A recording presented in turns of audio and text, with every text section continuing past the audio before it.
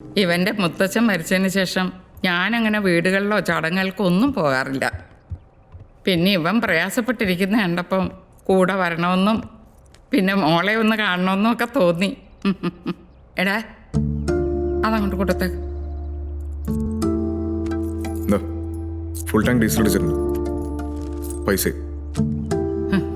ഒറ്റയ്ക്ക് വിട്ടാലേ ആ കാശും താക്കോലും നിന്നിട്ട് ഒന്നും മിണ്ടാതെ ഇവനങ്ങ് പോകത്തേ ഉള്ളൂ. അല്ലാതെ ആരോടും ഒന്നും പറഞ്ഞ് ജയിക്കാനുള്ള സാമർഥ്യമൊന്നും ഇവനില്ല. ഇപ്പം ഇവിടുന്ന് പോയത് ഒരു പെണ്ണുകാണൽ കൂട്ടരാണെന്ന് മനസ്സിലായി. ഇവൻ പറഞ്ഞു മോക്കിപ്പോൾ ഒരു കല്യാണം കഴിച്ചു പോകാനൊന്നും ഒരു താല്പര്യവും ഇല്ലെന്ന്. പറഞ്ഞറിഞ്ഞിടത്തോളം ഈ മോള് ഒരുപാട് എന്തൊക്കെയോ സ്വപ്നങ്ങളുള്ളവളാ.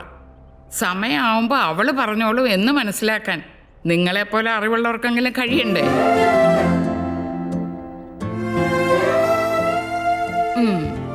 ഒരു കടമ തീർക്കുന്ന പോലെ അവരെ കെട്ടിച്ചു വിടുന്നതിലല്ല, അവരുടെ മനസ്സിൽ എന്താണെന്ന് നന്നായിട്ട് അറിഞ്ഞ് ഒരാളിൻ്റെ കൈ പിടിച്ച് ഏൽപ്പിക്കുന്നതിലാണ് വലിപ്പം കാണേണ്ടത്.